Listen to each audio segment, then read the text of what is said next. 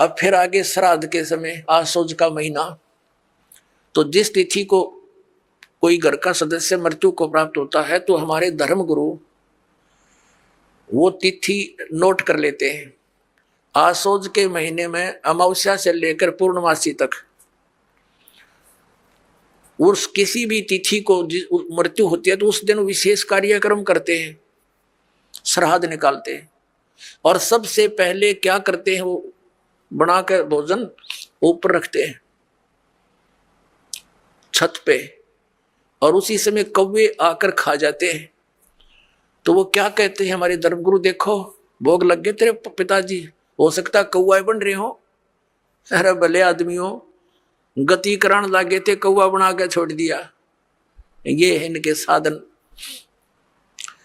अब परमात्मा कहते हैं प्रेत सला पैजा विराजे पितरो पिंड भराई, और बहुत श्राद्ध खान को आए काग बने कलमाई।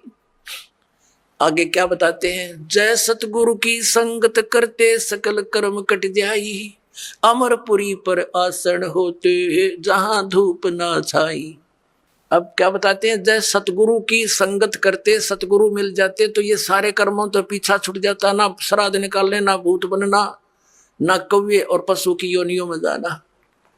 और फिर क्या होता, अमरपुरी पर, अमरपुरी जिस स्थान का कभी नाश ना हो, सतलोक सनातन परम धाम की प्राप्ति हो जाए, जब सतगुरु मिल जाए तो, और ये झंझट मिट जाए सारे। और ये हमारे गुरुजी धर्म गुरु ने कहा श्राद्ध तो वैसे निकालना चाहिए, इन्हें तो हमारे कर्म बिगड़वाण का ठेका ले रखा।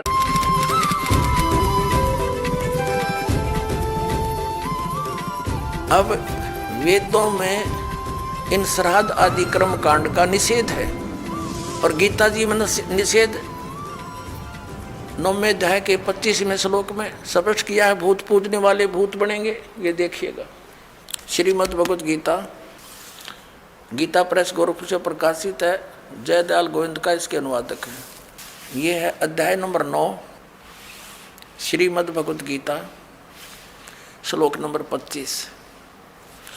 देवताओं को पूजने वाले देवताओं को प्राप्त होंगे, पितरों को पूजने वाले पितरों को प्राप्त होते हैं, और भूतों को पूजने वाले भूतों को प्राप्त होते हैं, और मेरा पूजन करने वाले मुझको ही प्राप्त होते हैं। गीता जी अध्याय नंबर 16 के और श्लोक नंबर 23 में कहा है कि अर्जुन, जो शास्त्र विधि को त्याग कर मनमाना आचरण करते हैं, यानी जो पवित्र सदग्रंथों में वे ऑफ वर्शिप नहीं लिखी है, साधना की विधि, और उसके आधार से जो भक्ति करते हैं उनको कोई लाभ नहीं होता। देखिएगा, यह है श्रीमद् भगवत गीता अध्याय नंबर 16, श्रीमद् भगवत गीता अध्याय 16 का श्लोक नंबर 23।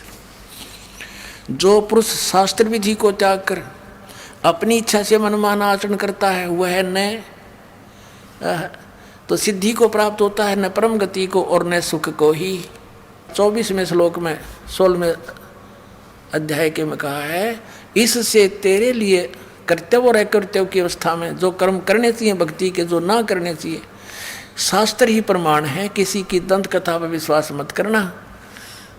ऐसा जानकर शास्त्र विधि से नियत यानी शास्त्र अनुकूल कर्म ही करने योग्य हैं, यानी और कर्म नहीं करना। जो गीता में लिखा है वही मंत्र जाप करना, उतनी ही क्रिया करना। अब ये श्राद्ध कितना आगे फिर अब आपको दिखाते हैं झलक पुराणों में क्या लिखा है। एक मार्कंडेय पुराण है, एक रुचि नाम के ब्राह्मण थे, ऋषि, और उसने वेदों को समझा पढ़ा कि मनुष्य जीवन, ये ज्ञानी आत्मा थे कि मनुष्य जीवन केवल मोक्ष प्राप्ति के लिए प्राप्त होता है। इसलिए उसने ना तो विवाह कराया, ब्रह्मचारी पद पर रहते हुए 40 वर्ष की उम्र हो गई थी, और अपना जंगल में वन में रहता था, कोई मकान झोंपड़ी भी नहीं डाल रखी थी, ये सोच करके मोक्ष प्राप्ति करानी है, और ना क्या संग्रह करना है, 2 दिन का जीवन है। अब वो वेदों अनुसार साधना कर रहा था, रुचि ऋषि, और उसके जो पिताजी, दादाजी, परदादाजी, चौथा दादाजी वो मर चुके थे, वह भूत बन रहे थे, और वह भी ऋषि थे, ब्राह्मण थे, उनने भी ये कर्म कांड करे और करवाए थे तो भूता बनेंगे वह। तो वो चारों दिखाई दिए और कहा बेटा तूने विवाह क्यों नहीं करवाया, विवाह करवा के तुम हमारा श्राद्ध करता हैं और हमारी गति हो जाती। अब रुचि कहने लगा कि पितामहो वेद में तो ये मना कर रखा है, ये श्राद्ध श्रुद्ध निकालना, ये कर्म कांड करना ये तो मूर्खों का मार्ग है। और वो पितर भी कहते हैं बेटा है तो ऐसा ही, इसमें कोई संदेह नहीं, मिथ्या नहीं है, सच्चाई है। लेकिन हमारा क्या होगा, अब तुम बाढ़ में जाओ, थारा क्या होगा, आप मरे अरे पुत्र और मरवाने के लिए तैयार करे। या देखो मार्कंडेय पुराण, ये गीता प्रेस गोरखपुर से प्रकाशित है, ये गीता प्रेस गोरखपुर से प्रकाशित है। ये 242 पृष्ठ पे संक्षिप्त मार्कंडेय पुराण,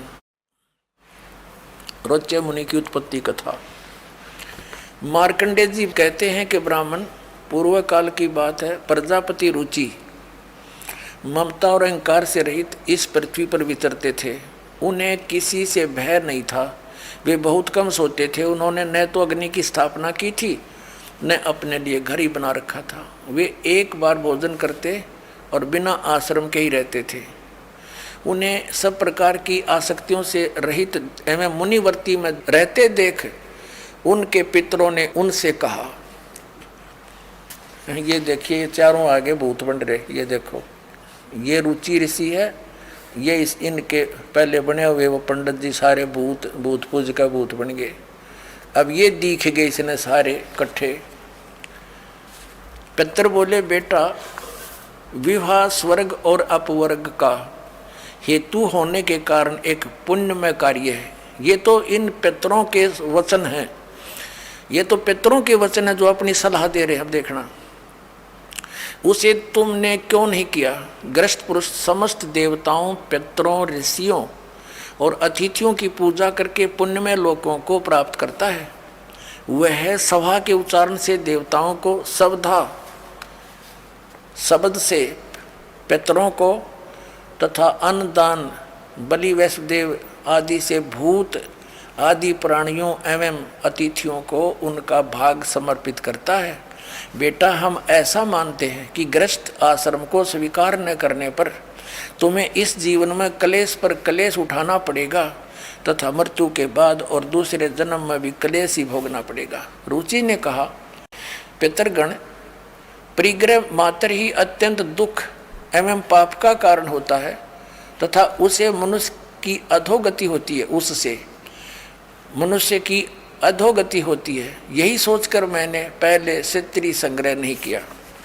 अब यहाँ देखो पितर बोले बेटा जितेंद्रिय होकर आत्मा का प्रक्षालन करना उचित है, किंतु तुम जिस मार्ग पर चल रहे हो वह मोक्ष मार्ग है। बता, इसने तो घटिया मान रहे मोक्ष मार्ग ने कि तुम जो कर्म कर रहे हो जिस मार्ग पर चले तो मोक्ष मार्ग है। अरे हम बतावांगे पितर वर्ण का मार्ग। देखिए रुचि ने पूछा, पितामहो वेद में कर्म मार्ग को अविद्या कहा गया है, जो तुम सलाह दे रहे हो वो कर्म कांड, श्राद्ध श्रुद्ध निकालना, पितर पूजना, वो तो मूर्खों का सलाह कही है।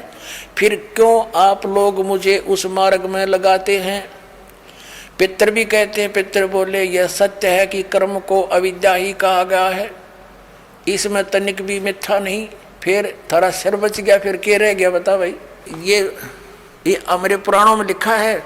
अब इस बात को पितर भी मानते हैं कि आप जो साधना करें तो मोक्ष मार्ग है, और आप फिर उसको सलाह दे रहे हैं भूत पूज, श्राद्ध निकाल, ब्याह करवा, और यो नरक मार्ग है।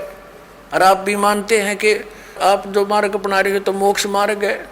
और रुचि कहता है वेद के अंदर तो इसको अविद्या मूर्खों की साधना बताइए, तो पितर भूत पूजना, श्राद्ध निकालना, और पितर स्वीकार भी कर रहे हैं, कहाँ ऐसा ही है, इसमें कोई मिथ्या नहीं। फिर ये बकवाद गट रखी, अगरुम उगरुम ऐसा कर लो, पितर ऐसा कर देते हैं, पितर पुत्र दे देते हैं, टट्टू दे देते हैं, अपा भूखे मरे, बतावे मूर्ख बना रखा। एक बार क्या था, परमात्मा कबीर जी काशी में गंगा घाट पर चले गए। गंगा का एक घाट बना हुआ है, वहाँ पर ये ब्राह्मण लोग सूर्य को यानी ऐसे सूर्य की तरफ मुँह करके गंगा से जल उठावें और वहीं डाल दें।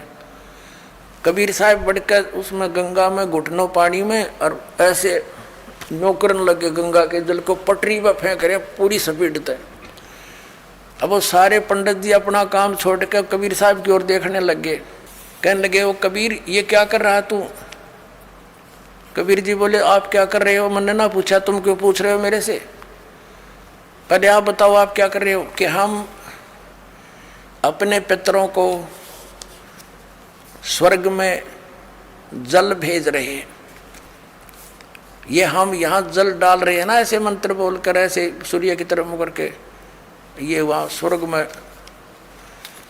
हमारे भूखे प्यासे पितरों को जल प्राप्त होगा। परमात्मा बोला मैंने एक बगीची लगा रखी अपनी झोपड़ी के आगे और मैं उस झोपड़ी को उस बगीची को सींच रहा हूँ। फिर मंड के करड़े हो गए। तो वो कहने लगे रे भोले आदमी इतनी दूर कैसे जाएगा जल? ये तो यहीं पड़ा है। वो तेरी झोपड़ी के आगे बगीची जो छोटी सी लगा रखी वो कैसे सिंचाई होगी इससे? कि 1 लाखों किलोमीटर दूर मील दूर तुम्हारे पितरों को स्वर्ग में ये पानी मिल सकता है, तो ये 2 किलोमीटर पर क्या दिक्कत आएगी इसको? तो उनकी चौंध टूट गई। पंडित जिया ने फिर अपना गलती स्वीकार की, मालिक की शरण ग्रहण करी।